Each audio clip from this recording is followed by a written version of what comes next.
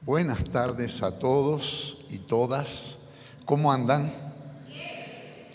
Bueno, yo estoy re feliz y contento.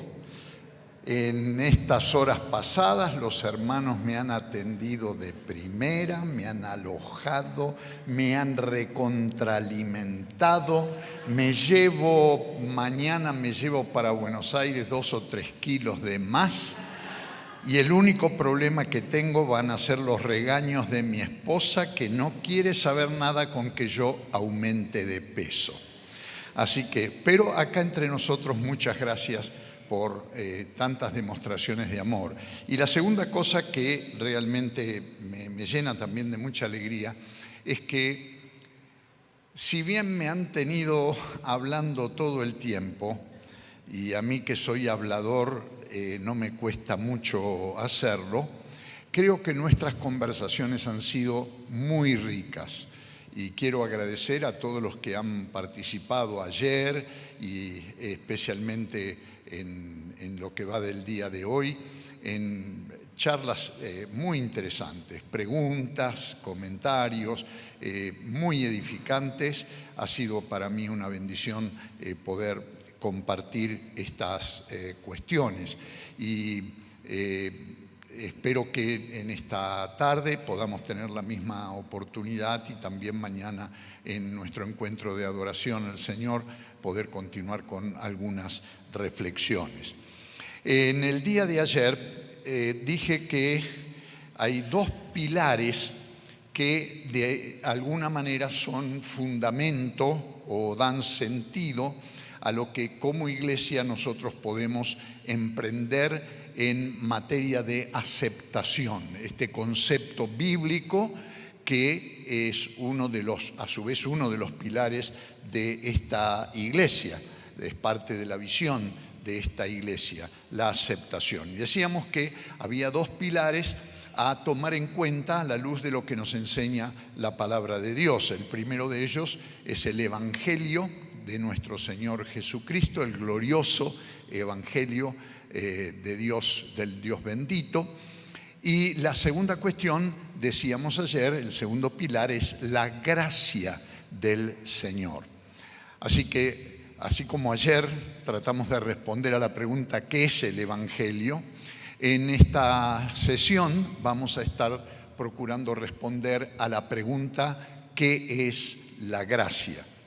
Y de todos los pasajes en las Escrituras que podemos escoger para encontrar una apreciación bíblica sobre la gracia de nuestro Señor, indudablemente lo que el apóstol Pablo escribe en la carta a los Efesios, en el capítulo 2, los versículos 8 y 9, nos dan un fundamento bíblico para nuestra reflexión en los próximos minutos. Allí dice el apóstol, inspirado por el Espíritu Santo: porque por gracia ustedes han sido salvados mediante la fe. Esto no procede de ustedes, sino que es el regalo de Dios, no por obras, para que nadie se jacte. Porque somos hechura de Dios, creados en Cristo Jesús para buenas obras, las cuales Dios dispuso de antemano a fin de que las pongamos en práctica. La gracia de nuestro Señor Jesucristo. Michael Quoist es un destacado escritor católico romano francés, con muy buenos libros que les recomiendo.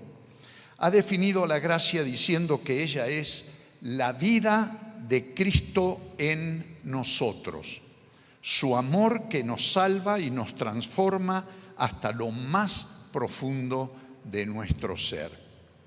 La gracia es la expresión más fecunda del amor de Dios para con todos nosotros los seres humanos, que somos pecadores, como define la Biblia, como nos designa la Biblia, y que si no es por la gracia de Dios, no encontraríamos solución a esa situación. Su carácter único y divino se encuentra en su dimensión incondicional, ya que se extiende a todas las personas por igual y tiene la capacidad de transformar a los individuos más irredentos, más incrédulos.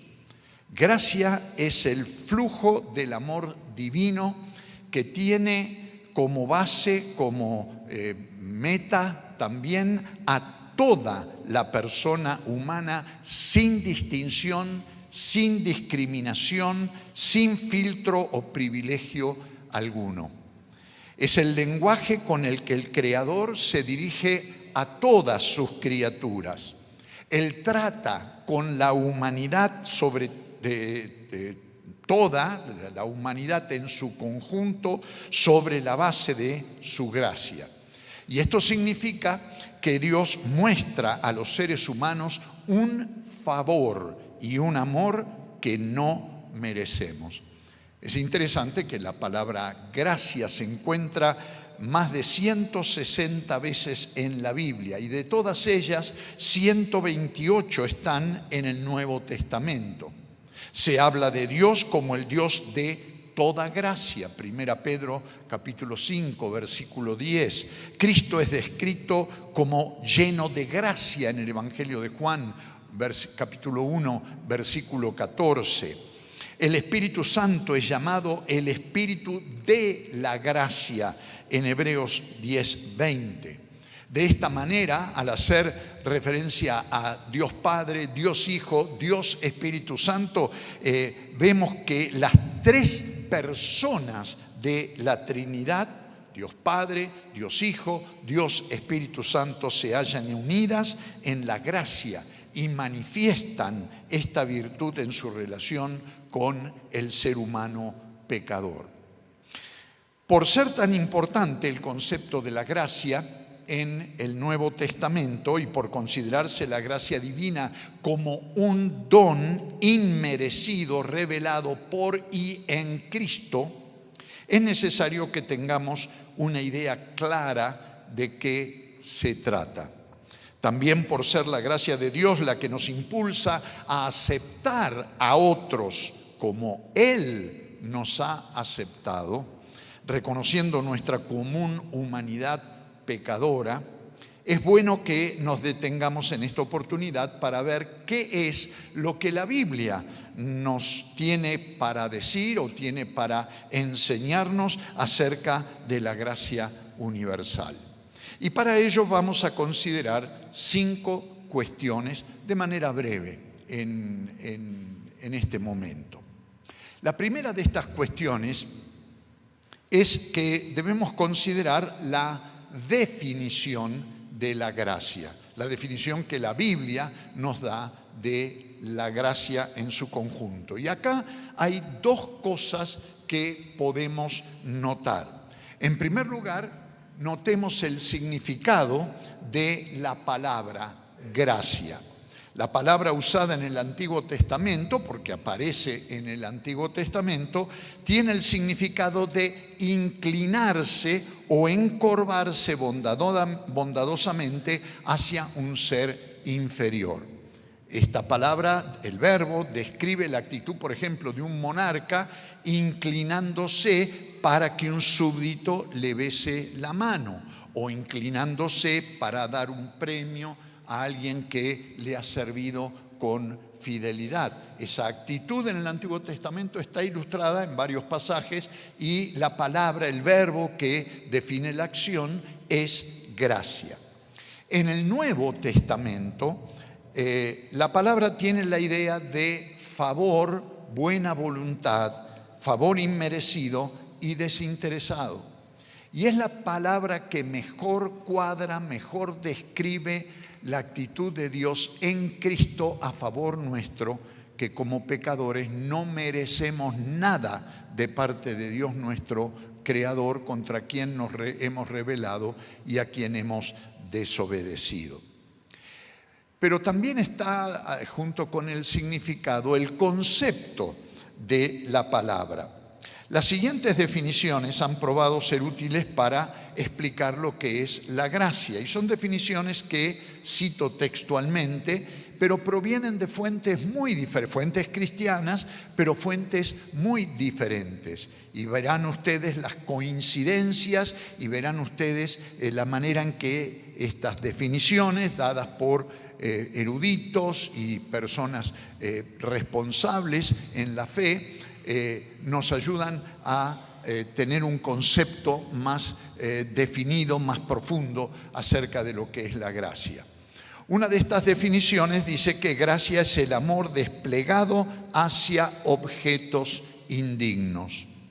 Dios es amor, pero cuando Él despliega su amor hacia los pecadores culpables, manchados y rebeldes, esto es gracia. Esta es una buena síntesis del pensamiento que encontramos en el Nuevo Testamento, especialmente en las cartas del apóstol Pablo. Otra definición define la gracia en términos de amor que mira hacia arriba en adoración, amor a los del propio nivel, amor que mira hacia arriba es adoración, amor a los de su propio nivel es afecto, amor que desciende del cielo es gracia. Y esto nos habla de amor en diferentes dimensiones y de carácter, ¿verdad?, sumamente particular en cada caso. Otra definición dice: gracia es Dios mostrando tan solo amor y misericordia cuando merecemos tan solo ira y juicio.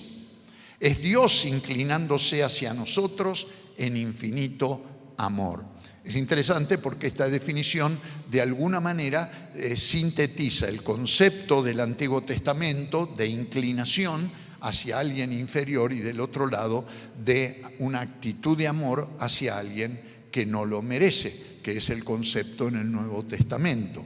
Y por último, la gracia se manifiesta en Dios dando lo mejor del cielo para salvar lo peor de la tierra, que somos nosotros. Esta actitud maravillosa, extraordinaria, que Dios ha expresado en términos superlativos a través de la entrega de Jesucristo en la cruz por amor a nosotros, va más allá que el significado más profundo de la palabra amor, y solamente puede cuadrar dentro del concepto de gracia. Un amor profundo, pero hacia quienes no lo merecen. Una segunda consideración es la distinción de la gracia. La gracia es algo único, no admite imitaciones, no admite sustitutos. La gracia de la que habla el apóstol Pablo en el pasaje que leímos no se puede clonar, no se puede producir en una fórmula o en un tubo de ensayos, no es el resultado de una ecuación, es imposible siquiera imaginarla porque escapa a los términos y límites de nuestra imaginación. Hay dos cosas en términos o en relación con esto. Por un lado, no debe, en lo que dice el apóstol Pablo, confundirse la gracia con lo que él llama las obras. Si una persona pudiese obtener el perdón de sus pecados, la salvación, la vida nueva, la regeneración de su persona haciendo buenas obras, entonces la salvación sería simplemente su justa paga y recompensa, y no sería necesario ni indispensable el amor de Dios. Este es el argumento del apóstol Pablo en la carta a los Romanos, capítulo 4, los versículos 4 y 5, cuando dice: ahora bien, cuando alguien trabaja, no se le toma en cuenta el salario como un favor, sino como una deuda. Sin embargo, al que no trabaja, sino que cree en el que justifica al malvado, se le toma en cuenta la fe como justicia. Y agrega en el capítulo 11, versículo 6, si es por gracia, la salvación, no es por obras, porque en tal caso la gracia ya no sería gracia, no sería don, no sería algo que no merecemos, sería paga, salario, recompensa. Y no es así en la realidad. Dios no es deudor de nadie. Él no está obligado a salvarnos. Los que necesitan salvación somos nosotros. Dios no necesita que nosotros seamos salvos. Si nos salva es por gracia, es por puro amor que nosotros de ninguna manera merecemos. No somos salvos porque queremos ser salvos.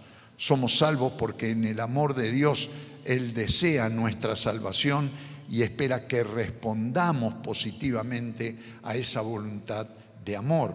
La salvación es un regalo completamente gratis que Dios en su amor y soberanía quiere hacernos si estamos dispuestos a aceptarlo. Y lo extraordinario de la buena noticia del Evangelio es que este regalo no tiene destinatarios designados. Este regalo está disponible para todo aquel que quiera recibirlo con arrepentimiento y fe.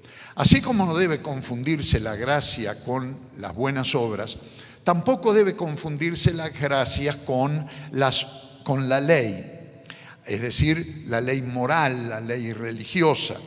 Al decir ley nos referimos a la ley dada por Dios en la antigüedad por medio de Moisés, los 10 mandamientos, la voluntad revelada y registrada de Dios en la palabra de Dios, lo que es expresión del deseo de Dios para los seres humanos como el mejor camino, la mejor opción para nuestro bien, para una vida humana plenamente humana. La ley no es de una obligación categórica y que amenace de manera arbitraria, sino que es un camino de obediencia para que encontremos la vida plena que Dios tiene para cada ser humano.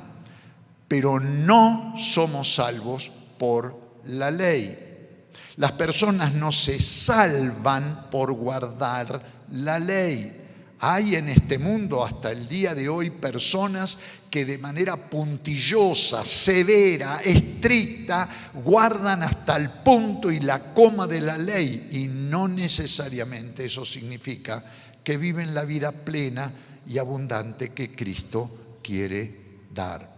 Podemos comprender esto si hacemos un contraste entre la gracia de Dios y la ley que se supone debemos obedecer. La ley presenta una obra que debe hacerse. La gracia expresa una obra de salvación que ya está hecha. La ley dice, haz esto y vivirás. La gracia dice, vive una vida nueva y luego harás lo que Dios manda. La ley dice, amarás al Señor tu Dios. La gracia dice, porque tanto amó Dios al mundo que dio a su Hijo unigénito para que todo aquel que en Él cree no se pierda, mas tenga vida eterna. La ley condena al mejor de los seres humanos, como leemos en Romanos capítulo 3, el versículo 19. Pero este pasaje dice, todo lo que dice la ley lo dice a quienes están sujetos a ellas para que todo el mundo se calle la boca y quede convicto delante de Dios. En otras palabras, la gracia salva al peor de los seres humanos, como dice Romanos 3:24. Por la gracia, por su gracia, son justificados gratuitamente mediante la redención que Cristo Jesús efectuó. La ley finalmente revela el pecado. Pablo en Romanos 3:20 dice, por tanto nadie será justificado en presencia de Dios por hacer las obras que exige la ley. Más bien, mediante la ley cobramos conciencia del pecado. Esta es la realidad. Pero la gracia revela la salvación. En su carta a Tito, capítulo 2, versículos 11 y 3 al 13, Pablo dice, en verdad Dios ha manifestado a toda la humanidad, noten, toda la humanidad, la gracia, su gracia. la cual trae salvación y nos enseña a rechazar la impiedad y las pasiones mundanas. Así podemos vivir en este mundo con justicia, piedad y dominio propio mientras aguardamos la bendita esperanza, es decir, la gloriosa venida de nuestro gran Dios y Salvador Jesucristo. Una tercera consideración tiene que ver con la necesidad de la gracia. Y acá hay tres cosas para apuntar. Primero, la gracia es necesaria porque, como dijimos, el ser humano es pecador. No es solo que hace pecado, es pecador. Aún queriendo hacer el bien, hace el mal. Aún queriendo ser justo, su autojusticia no es suficiente. Aún queriendo ser honesto, sigue mintiendo. Aún queriendo ser recto, está torcido por naturaleza y a la corta o a la larga va a tomar un camino equivocado, según el juicio y el diagnóstico que hace la propia palabra de Dios. El ser humano es pecador, un pecador en rebeldía contra la santa ley de Dios. Y esto es universal. Todos hemos pecado. No hay justo ni aun uno. Romanos 3:23 declara que todo ser humano es pecador. Colosenses 1:24 llega a decir el apóstol Pablo: en otro tiempo ustedes por su actitud y sus malas acciones estaban alejados de Dios y eran sus enemigos. Y esta es la actitud de absolutamente todo ser humano. Acá en Santiago de Chile, en Beijing, en la China, en Kuala Lumpur, en donde se les ocurra, el ser humano por ser humano es pecador. Y el que dice, como sugerimos en algún momento, que no es pecador, lo es al decirlo, porque está diciendo una mentira. La experiencia humana da justa razón al diagnóstico bíblico de que absolutamente todo ser humano es lo que la Biblia llama, con una palabra que no nos gusta, no nos agrada, precisamente porque es universal: somos pecadores. El pecado es parte de la experiencia de absolutamente todos los seres humanos. Y por lo tanto, el ser humano pecador merece tan solo juicio y el castigo de Dios. Por eso necesitamos la gracia. Pero la gracia también es necesaria porque el ser humano es culpable. El ser humano comparece delante del tribunal de Dios como culpable, habiendo quebrantado la santa ley de Dios. Pablo es bien claro en la carta a los Gálatas, capítulo 3, versículo 10, cuando dice: todos los que viven por las obras que demanda la ley están bajo maldición, porque está escrito: maldito sea quien no practique fielmente todo lo que está escrito en el libro de la ley. Y como si esto fuera poco, el apóstol Santiago en capítulo 2, versículo 10 de su carta agrega: el que cumple toda la ley, el que cumple toda la ley, pero falla en un solo punto, ya es culpable de haberla quebrantado toda. No tenemos remedio. No podemos cambiar el diagnóstico bíblico. Por más santitos que nos creamos y buenitos que parezcamos, por más que nos esforcemos por ser mejor cada día, la realidad es que el ser humano natural, sin Cristo, sin haber experimentado la gracia perdonadora del amor de Dios, es un pecador irredento, no tiene remedio.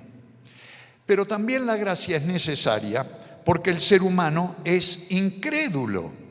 Dios se le ha manifestado y manifiesta de muchas maneras, pero no quiere oír ni aceptar la palabra de Dios. La carta a los Hebreos lo dice con claridad, que Dios ha hablado, se ha manifestado, se ha revelado, se ha dado a conocer de mil maneras en los tiempos pasados y ahora en estos últimos tiempos a través de su Hijo, Jesucristo.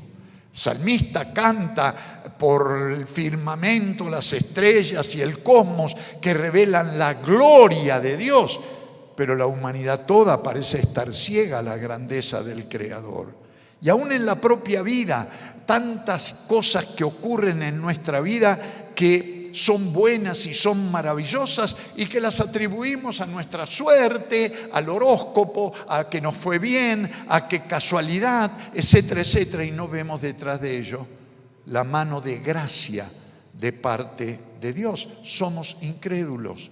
A veces los creyentes también somos incrédulos y le atribuimos a nuestra inteligencia, a nuestra habilidad, viveza, capacidad, las cosas maravillosas, milagrosas que Dios hace en nuestra vida.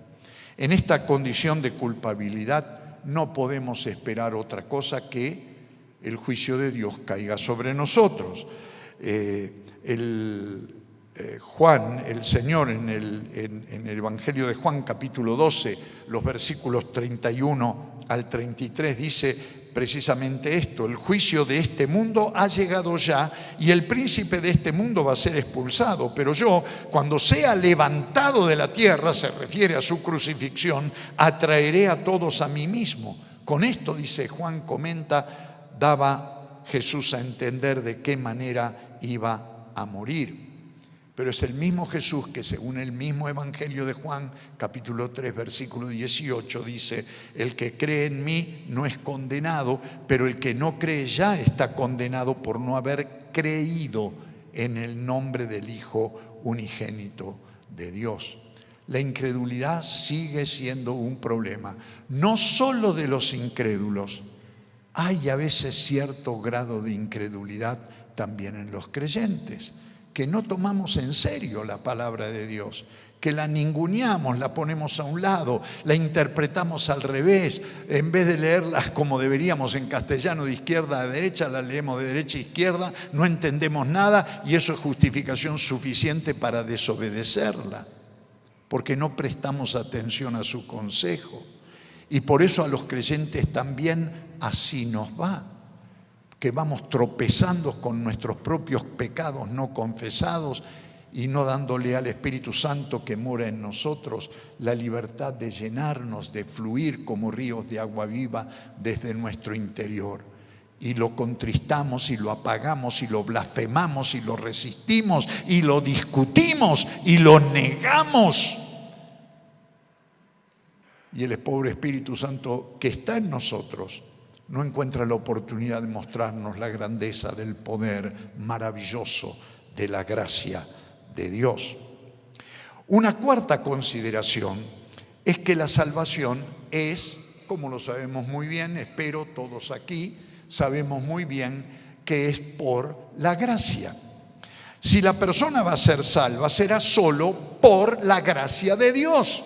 Yo no puedo salir del pozo de pecado en el que me encuentro tirando de los cordones de mis zapatos. Es imposible. Necesito el brazo poderoso de Dios que, lleno de la fortaleza de su gracia, me saque de la situación de deshumanidad que vivo y me ponga los pies sobre la roca que es Cristo, para ser un ser perfectamente humano conforme a su diseño eterno. Sin embargo, no es esto lo que ocurre en muchas personas. Dios es santo y no puede pasar por alto el pecado. Y el pecado no puede ser ignorado, sino que tiene que ser condenado. Por otro lado, el Evangelio nos dice cómo Dios puede salvar a los pecadores por gracia y, al hacerlo, seguir siendo santo, seguir siendo justo. Este es el milagro de la gracia. Cristo cargó sobre sí el juicio y el castigo de Dios por nuestro pecado. Y sobre la base de la obra de Cristo, Dios puede perdonar todos nuestros pecados. Y los pecados especialmente de aquellos que confían en su amor inmerecido y se apropian por fe de Él. Cristo es el autor de la obra redentora del ser pecador. La gracia solo demanda fe de parte del pecador que busca la salvación. Y como dice el texto que leímos al principio, ese es el sello de la gracia de Dios a nuestro favor, aún siendo pecadores. Por gracia ustedes han sido salvados mediante la fe. Esto no procede de ustedes, sino que es el regalo de Dios, no por obras para que nadie se gloríe. Así pues, la fe es la actitud que nos ayuda a apropiarnos de la gracia. Y por último, consideremos los resultados de la gracia. Y son muchos, pero al menos 3 se destacan en el Nuevo Testamento. El primer resultado es salvación. La gracia trae maravillosos resultados para el ser humano pecador, pero la salvación es el primero que podemos subrayar. Quien es objeto de la gracia divina recibe vida eterna. Si vos todavía no probaste la gracia del Señor, este es el momento de vivirla y de experimentarla. Es tan simple, es tan sencillo. Es como recibir un regalo. Cuando uno ama mucho a alguien, trata de halagarlo y trata de hacer algo especial y trata de llamar su atención y trata de, esas cosas que nos ocurren a los seres humanos cuando uno se pone de novio, cuando se casa, cuando viene un primer hijo, cuando se encuentra con su mejor amigo, cuando quiere agradecer a alguien por alguna cosa buena que ese alguien ha hecho en la vida. Y le damos un regalo. Y el regalo está allí, está envuelto y nos hemos preocupado por envolverlo bien, que quede bien el papel, que sea un papel especial, un moño que llame la atención, incluso una tarjeta con palabras de amor. Pero si aquel a quien le damos el regalo no lo abre, lo deja a un lado, no lee la tarjeta, nunca va a recibir el contenido. Pero lo que es peor, nunca va a recibir el amor que se comunica por ese medio. La gracia de Dios está a disposición de todos los seres humanos, sin discriminación, sin diferenciamiento, sin filtro, sin condiciones. La única cosa que Dios espera en esta demostración, en esta declaración de su amor redentor, es que aceptemos lo que Él nos da, aunque no los merezcamos. ¿Saben por qué?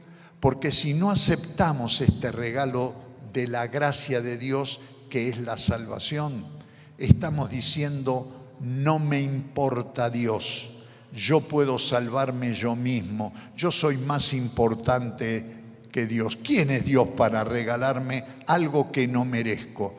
Yo me merezco eso y mucho más, y lo puedo lograr por mis propios medios, siendo buenito, portándome bien, cumpliendo con todas las leyes, siendo un ciudadano honesto y honorable y tantas otras estupideces. Pero la verdad es que, tal como estás, si no recibís la gracia de Dios en Cristo, te vas de cabeza al infierno, al lugar de condena, al lugar de la extinción de la vida por toda la eternidad.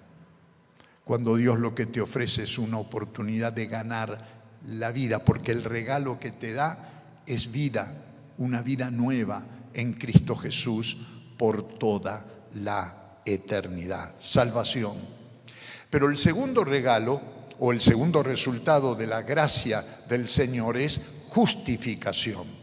Y esto es interesante porque justificación significa no solamente que Dios dice: bueno, está bien, ya está, resuelto el problema, vos sos un atorrante, pero yo te voy a tratar como buena persona, vos sos indigno, pero al fin y al cabo te voy a sonreír y voy a hacer que llueva poco en tu vida, que no te agarre el granizo, que no se te quiebre la pata subiendo una escalera o cosas por el estilo, y de tanto en tanto te tiro algunos pesos para que vayas a celebrar una vida bendecida.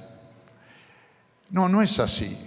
Justificación significa que el que merece condenación es considerado como justo, no por lo buenito que es, sino por lo maravilloso que es el amor de Dios en Cristo, que en la cruz del Calvario pagó por todos nuestros pecados. Como dice el apóstol Pablo, y lo va a decir 1000 veces mejor que yo en la carta a los Romanos, capítulo 3, versículos 24 al 26, por su gracia son justificados, es decir, tratados como justos, gratuitamente, mediante la redención que Cristo Jesús efectuó. Dios lo ofreció como un sacrificio de expiación que se recibe por la fe en su sangre, para así demostrar su justicia. Anteriormente, en su paciencia, Dios había pasado por alto los pecados, pero en el tiempo presente ha ofrecido a Jesucristo para manifestar su justicia. De este modo, Dios es justo, y porque castiga el pecado, y a su vez el que justifica, el que hace justos a los que tienen fe en Jesús. No es poca cosa, no es poca cosa. Y por último, glorificación. Y esto es increíble. Ayer hablábamos del Evangelio de la gloria, ¿no es cierto? El glorioso Evangelio. Y uno de los resultados también de la gracia de Dios operando en nuestra vida es esto, es glorificación. ¿Qué pasa? Que todos los días hay un camión de bomberos pasando por acá por la puerta. Todos los fuegos se producen para aquel lado en Santiago, me parece. Ah, claro. Y este es el camino de salida. Está bien. Vuelvo otra vez. Glorificación. Esto es extraordinario. La gracia cambia nuestra posición delante de Dios. Seres humanos pecadores, seres humanos que le dimos la espalda a Dios, seres humanos que no le prestamos atención a su palabra, seres humanos que a veces hemos estado en contra de la voluntad de Dios, que nos hemos opuesto, que hemos blasfemado contra el Espíritu Santo, que hemos actuado indignamente, que hemos cometido pecados que terminaron por arruinar nuestra vida. Ahora son tratados con gloria, como si fuésemos grandes victoriosos, triunfadores, que hayamos logrado lo imposible, que hayamos alcanzado un estatus humano superlativo, y sin embargo, a pesar de nuestra condición humana y nuestra naturaleza humana pecaminosa, la palabra de Dios nos dice que en Cristo somos glorificados. La gloria de Él, que sí la tiene bien merecida, la comparte con nosotros. Esto es lo que dice Pablo en la carta a los Romanos, capítulo 5, el versículo 2. También por medio de Él y mediante la fe tenemos acceso a esta gracia en la cual nos mantenemos firmes. Así que nos regocijamos en la esperanza de alcanzar la gloria de Dios. Increíble, asombroso. Permítanme usar una metáfora. No es bíblica, hasta por ahí nomás. Pero quiero que usen la imaginación. ¿Saben lo que significa glorificación? La esperanza de alcanzar la gloria de Dios en Cristo. Que cuando entremos a la patria celestial, vieron que ahora en Navidad, en el mall o en algún lugar hay un Papá Noel, un Santa Claus, ¿no? ¿Sí? ¿Existe en Chile? Menos mal. Bueno, menos mal para los chicos. Porque van los chicos, hacen cola y entonces van, está ahí Santa Claus, un tipo disfrazado, digamos, de algo así como Santa Claus o Papá Noel, y entonces van los chicos, se sientan en la falda y algunos le tiran la barba, otros, y Santa Claus se hace el bueno y le dice, ¿y qué querés para esta Navidad? Y los pibes piden cualquier cosa, total, a ese tipo, ¿quién lo conoce? Quédense con esa imagen y vamos al cielo. Y llegamos al cielo Y estamos asombrados y miramos alrededor y no lo podemos creer. Ángeles por acá, serafines por allá, querubines por el otro lado, hermanos, hermanas, estamos todos deslumbrados. Y allá está el trono. Oh, el trono iluminado, brillante, majestuoso. Y nuestro Señor sentado en el trono. Y tenemos toda la eternidad para ir hasta ese trono. Y Jesús nos dice: vení, sentate conmigo en mi falda, en mi trono de gloria. Otra que Papá Noel. ¡Qué regalo extraordinario! Esto es una metáfora, pero es lo que dice el apóstol Pablo en la carta a los Efesios, que nosotros estamos sentados con Cristo a la diestra del trono de Dios. ¿No lo dice? Y eso no es metáfora, eso es realidad. Y eso es algo que ya está ocurriendo ahora. Y esto es expresión de gracia, es el resultado de la gracia.